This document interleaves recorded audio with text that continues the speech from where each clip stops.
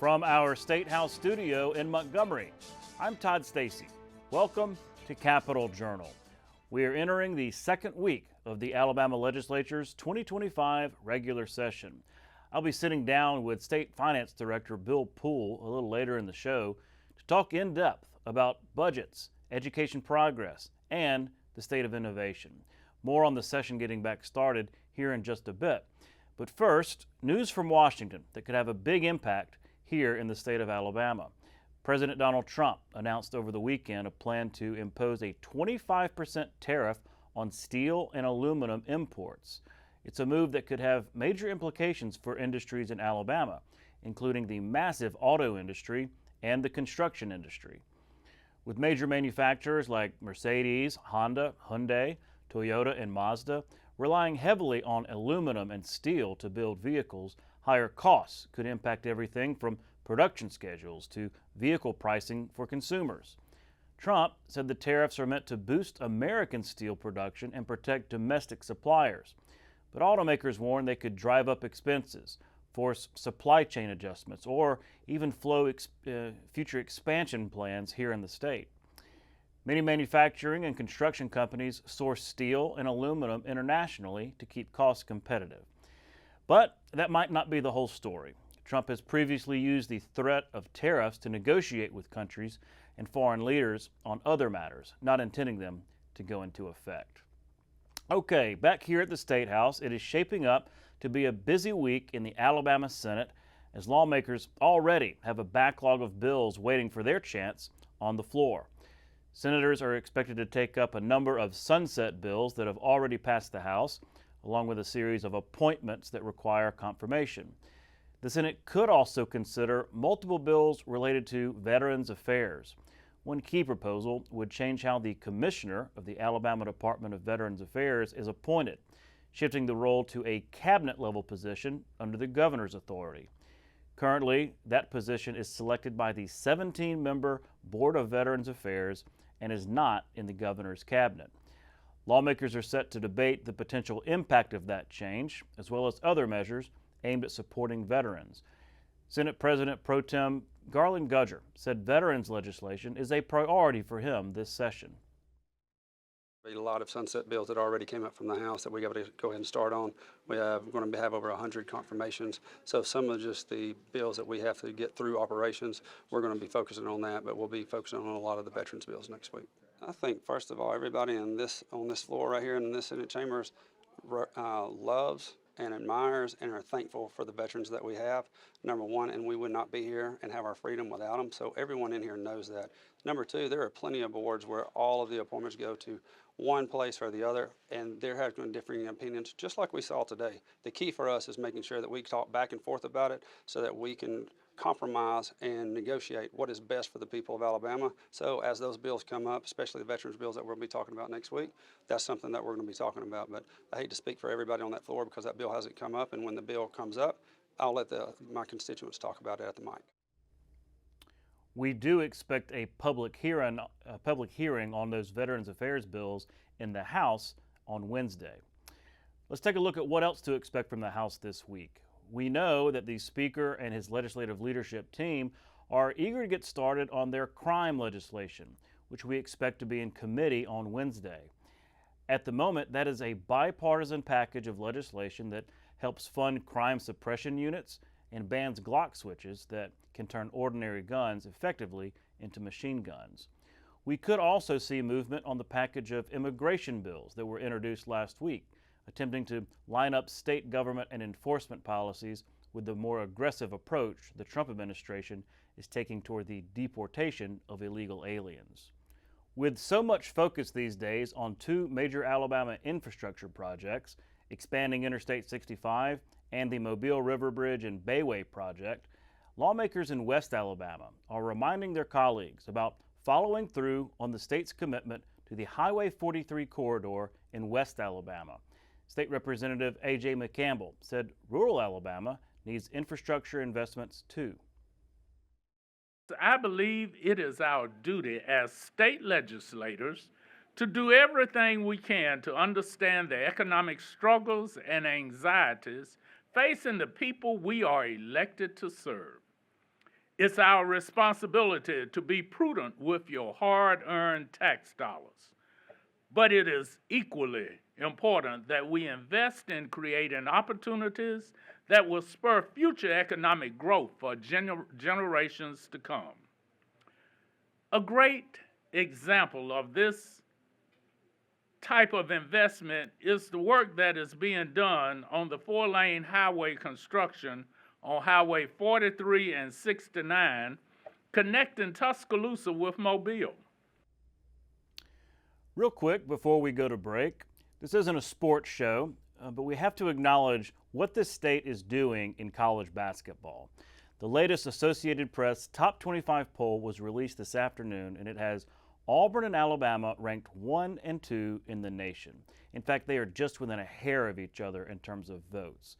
This is obviously the first time this has ever happened, and it comes just in time for the Tigers and Tide to face each other this coming Saturday in Tuscaloosa. Just really something special we're doing in basketball. When we come back, State Finance Director Bill Poole joins me here at the desk. Stay with us. You can watch past episodes of Capital Journal online at video.aptv.org. Capital Journal episodes are also available on APTV's free mobile app. You can also connect with Capital Journal and link to past episodes on Capital Journal's Facebook page. And you can listen to past episodes of Capital Journal when you're driving or on the go with Capital Journal podcasts. Keep up with what's happening with Capital Journal.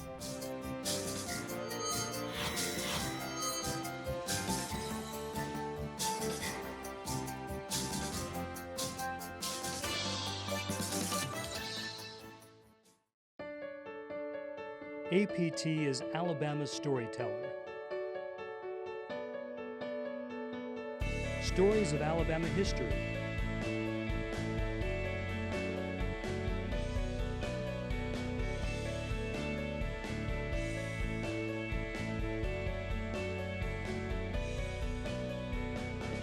The arts.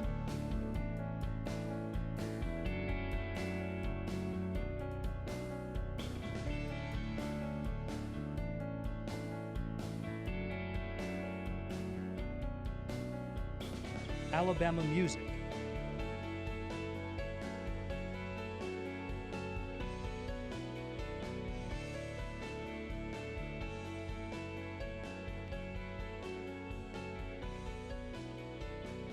Learn more online at aptv.org. Welcome back to Capital Journal. Joining me next is State Finance Director Bill Poole. Mr. Poole, thanks for coming on the show. Thank you, Todd. Well, a lot of budgets flying around. The initial week of legislative session is State of the State. Go right into the budget introduction, budget hearings. Of course, you had your briefing with reporters, which is always very helpful for helping us understand. You've had some to say about budgets and revenues really getting back to normal. You talked about the sugar high of recent years, all that federal money. What does that mean? What are the implications of getting back to normal? So it has been an exciting week in Montgomery last week as the legislature returned. The governor gave her State of the State, and we presented the governor's proposed budgets. And there are a lot of dynamics as it relates to the state's budgeting every year in the appropriations package. But what is becoming fairly clear, and it's something we've anticipated for a while, is we're expecting and starting to see, I think, revenues returning to more normal trends, year-over-year trends. So in both budgets, in the general fund, primarily driven by interest on state deposits. On the education side, driven by inflated income and sales taxes by virtue of a lot of pandemic anomalies.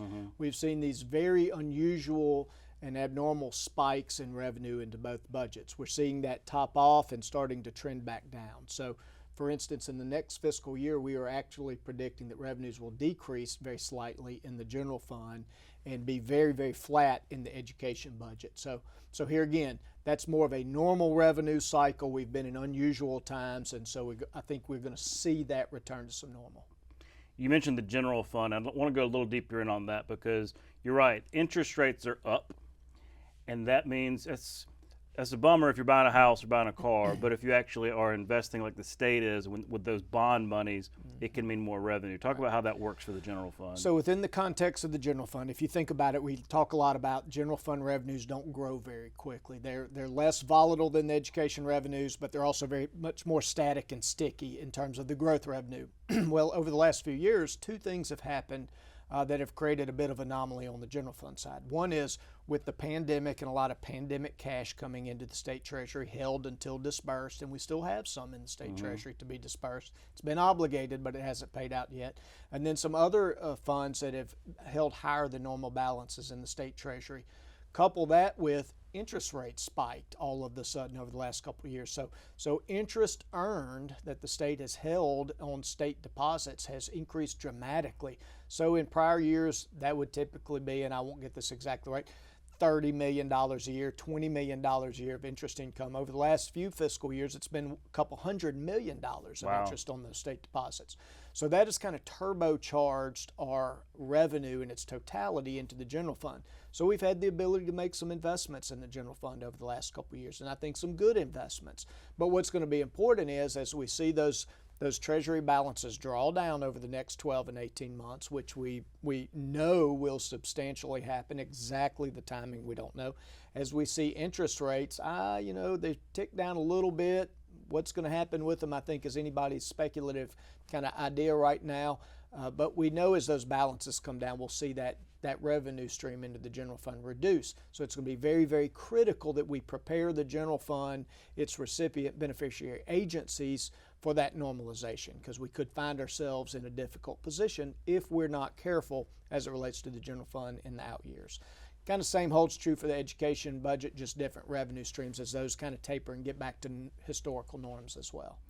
We kind of touched on it because, look, when you're flush with cash, it's nice to have money. It's nice to be able to say yes to some of these projects and everything, but you don't want to create a new line item to where it's, hey, this money's really just temporary, and then it's perceived as a cut 2 years later. Have you ever been trying to be careful about that? So we have, and I think there's a couple things, just like you would think about it in your home or your business. We've done a couple things, and I think significant credit to the governor and the legislature for being cautious and strategic through this period. But one, you pay down debt when you have a little bit of one-time extra cash. We've done that in the state of Alabama. Two, you set some aside for a rainy day because you know good times pass and there will be down cycles. The state has plussed up its rainy day accounts for the significant benefit of the state, which, by the way, also helps underpin our credit worthiness as a state. Kind of getting off in the weeds there, but we're in a very good position there if we have a time to talk about that. And three, you make a few strategic investments. You don't start and bite off things you can't sustain from an investment standpoint. You make some strategic investments. So on the general fund side, we've invested in prisons, some public safety infrastructure, mental health infrastructure, some one-time things. On the education budget, we've been able to bite off some capital projects, give some one-time money to schools in the form of transportation for fleet renewal, school safety, technology, a lot of things like that you don't have to have that sustainable funding necessarily. Well, I don't want to get everybody all worked up, but I have you here, and you're the finance director. It's your job to think long-term and everything. So I'm curious, when it comes to these budgets, what keeps you up at night? What worries you in the future about, are we going to be able to sustain this or whatnot economically? Well, I think they're generally that same theme is we've had really abundant, healthy budgets for the last few years. Very unusually so in the general fund, but really truly for the education budget too. So both budgets are at historic highs right now from an appropriation standpoint. So what does keep me up is a couple things. One is, can we sustain that? Economic cycles are going to go up and they're going to go down. And are we prepared for the downturn? And I think that's part of our responsibility in state government is to think about that. You can't plan with fear, but you have to plan with wisdom and you have to understand traditional cycles of the economy. So have we done that? I think so. But I do think, particularly on the general fund side, over the next couple of fiscal years, we're going to be tested in terms of spending levels relative to revenues and how those shake out in a post-COVID economy, and a lot of that's going to depend on our economy and what things shape out across the national and statewide economy. So same on the education side, is we've accomplished an enormous amount in education, and I think we're seeing some trends we can be very, very proud of. Can we maintain not only that momentum, but can we support those programs, be true to those programs, and continue those for the benefit of our citizens and our children and our future? Yeah, because we know what happened when we got to put our eye off the ball last time, and I want to get back to that real quick. I wanted to ask you about prison construction, because it's ongoing. We got these two projects ongoing in Elmore. I mean, they're really getting close there, but they say there's money to get Escambia going. Senator Albritton the other day had an interesting comment, and he's got legislation, I don't know if it's dropped yet, about possibly floating as much as a $500 million bond, or at least the authority for that bond. I know that we didn't get quite all we wanted from that first bond issue, but with some of the social justice stuff going on. What do you think about that? I mean, do you think the state should be in the business of borrowing more money for that prison construction? So a couple things on the prison. Let me start with Elmore. That prison is coming along. It's being constructed on timeline right now, and it should open, I think, in May of 2026, if I'm correct. That's right around the corner, really. So really kind of an exciting, been a lot of hard work to get us here. A lot of credit to Governor Ivey and her leadership. A lot of credit to the legislature and their leadership. A lot of credit to Chairman Albritton and Chairman Reynolds. Building prisons it's not a fun project. It's not an easy project. 4,000 beds in Elmore. You think about all it takes to house 4,000 prisoners. It's not an apartment complex with 2x4s and plywood. It's a secure prison facility, state of the art. So it's going to be good to see that come online. Now the next project that is scheduled is the Escambia County, so the second new prison facility. And corrections right now is proceeding on a kind of a staged bid and build process. They are preparing to, I think, move forward with one of those first stages. I don't remember exactly. I think that'll be 2,000 or 2,500 beds. We're in a pretty good position in terms of financing that. And I think that's where we stand right now as it relates to the Department of Corrections, is focusing on that initial component of Escambia. Now, after that, there are a couple things that are going to happen, and these are all required by statute. But one is it calls for Escambia to be a 4,000-bed facility. So at some point, that's going to need to be a 4,000-bed facility. It also calls, once that's complete, to move to other capital projects. So the statute requires that progression. Now, notwithstanding that required progression, there's no exploration right now of any significant additional debt issue for prison construction. The focus right now is finish Elmore, move forward with a staged process on Escambia, let the state see where we stand, and then plan accordingly from there. But I would just quickly point out the transition into Elmore is going to be a challenge in and of itself. You don't just walk 4,000 prisoners across the street one day and turn the lights on and it works. So there are a lot of burdens and efforts and funds that's going to require. Getting Escambia moving forward, that's the next step. Mm-hmm. And just thinking about that new prison in Elmore, again, a year or a little more than a year from opening, the whole point is it's safer. It's safer for the inmates, it's safer for the correctional officers, the dilapidated facilities, all the problems that come with those, hopefully, in part, will be addressed by modern facilities that aren't the 60-year-old, 80-year-old facilities that are operational right now. Well, that's right, and it consolidates a lot of operations spread across multiple prison locations into one with a modernized facility that's safer for everybody involved, including the corrections staff. I wanted to ask you about innovation. You've been involved in Innovate Alabama. What started as a germ of an idea has really blossomed. It's one of those things where not every legislatively created or executive created effort really produces a lot of results. Sometimes it can be pro forma. Sometimes it can be, well, okay, we met and had a couple of proposals and turned it over. That's not what this has been. I've been really impressed from the very beginning just how results-oriented Innovate Alabama has been. You've been there from the very beginning. You're chairman of it, I guess co-chairman. Talk about what it's like to see something actually achieve results rather than just kind of, okay, you produce a report and it sits on a shelf. Well, I think Innovate Alabama is critical for the future of the state. We're really good at industrial recruitment. We're really good at a lot of things, but we've got to think about the future economy. That's going to involve technology and research and innovation industry as we know it is going to be disrupted by technology, and that's going to change faster and faster. So we have a lot of assets in Alabama, but we really didn't have a clear plan on how to marshal and leverage those assets.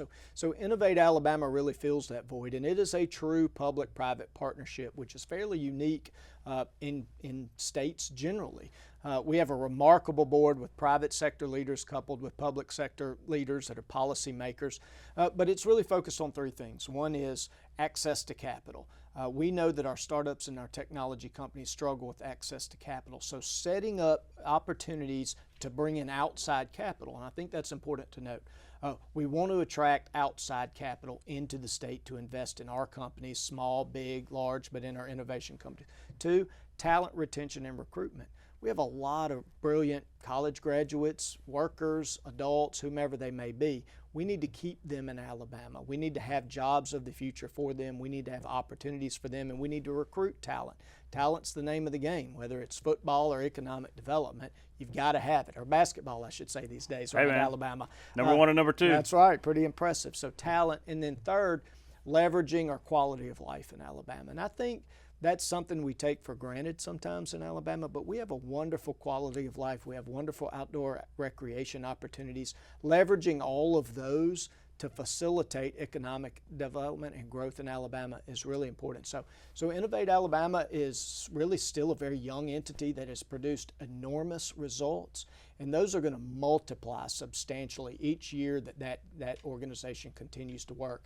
And I think it's unique too because it's not just confined to urban large cities. It's a way to reach some of those opportunities into rural Alabama and meet those communities where they are and find what their strengths are and leverage those, particularly as we invest in broadband around the state and we wire in with high-speed internet these communities that haven't had that access so far. So I think it's the right effort at the right time for our state, and I think it's been a wonderful success. Interesting that you talk about what was referred to for decades as the brain drain, like retaining that folks moving after college or whatnot. It's been an issue for 20 years or more. Not sure a whole lot has been done about it since now, so I really think that's interesting. Before I let you go, back to education. We cannot overstate the significance of these NAEP scores, the shot in the arm it kind of was for the education community and those in this building who vote on policy. You were one of them. You were the education budget chairman in the House. That was back when some of these laws were being put into place, some of that vision about numeracy, literacy, things like that. So I've just got to ask you, was it pretty nice just to see some concrete results of what y'all have been working on for years? Well, I think it was nice for everybody. I can speak to it from my own perspective, but whether you're a teacher, an educator, a policymaker, the governor, whomever you are who has contributed to education in Alabama, it was a good day last week, and I think it's been a good day ever since. And I've told a couple groups since then, I think one of my happiest days in public service through these years might have been when we saw those fourth grade reading score and math scores come out last week, because there have been a lot of people that have worked so hard across education, across state government, in every community to try to make that happen. And to see the fourth grade scores move that significantly, to see Alabama move out of the bottom of the ranks into the middle of the ranks, to see us have the largest gains in the country, to see us as only one of two states that's exceeding our pre-pandemic scores. Now, we didn't see it across the board, but we saw it in our fourth grade. And so what we need to do now is recognize, okay, what's working? What are we doing well? What's affecting that change? How do we sustain that so those fourth graders then have that success at eighth grade and matriculate that through? And how do we bring the cohorts behind them along an even more momentum and bring those rankings up and prepare our state? So I think when we talk about the brain drain a minute ago and we think about technology and broadband and our ability as a state to have success, I think this is our moment. And now we see our public education system with a real kind of momentum building opportunity here. I mean, all of those things count together, and I think really we're just in an incredible position in Alabama as we think about our future, we think about our past, but this is our kind of chance in Alabama, I think, to just vault to the top, not only in education, but in a lot of rankings, and we've seen that, but you can't do it without education. Education is the foundation, and it's just incredible to see those gains. Credit to Governor Ivey, credit to the legislature, credit to the teachers, credit to everybody who's participated and been involved in that. Certainly fun to see, but we want to keep our foot on the gas, that's for sure. Mr. Poole, thanks again for coming on the show. We will look forward to keeping the conversation going as the session continues. Great to see you, Todd. We'll be right back. You can watch past episodes of Capitol Journal online anytime at Alabama Public Television's website, aptv.org. Click on the Online Video tab on the main page. You can also connect with Capitol Journal and link to past episodes on Capitol Journal's Facebook page. Moundville Archaeological Park contains the remains of one of the largest prehistoric Native American settlements in the United States. Founded around 1120, Moundville was located on the banks of the Black Warrior River, 14 miles south of present-day Tuscaloosa. A thriving ceremonial and political center of Mississippian culture, the site was occupied for more than 3 centuries, but was abandoned by the early 16th century. Alabama Public Television is your place for quality educational services. Free professional development for educators and child care providers. Access to free curriculum-aligned videos, lesson plans, and instructional resources with PBS Learning Media. And all the PBS Kids programs parents know and trust. Learn something new every day with Alabama Public Television. Visit us at aptv.org/education to learn more. That's our show for tonight. Thanks for watching. We'll be back tomorrow night at the same time, right here on Alabama Public Television. For our Capitol Journal team, I'm Todd Stacy. We'll see you next time.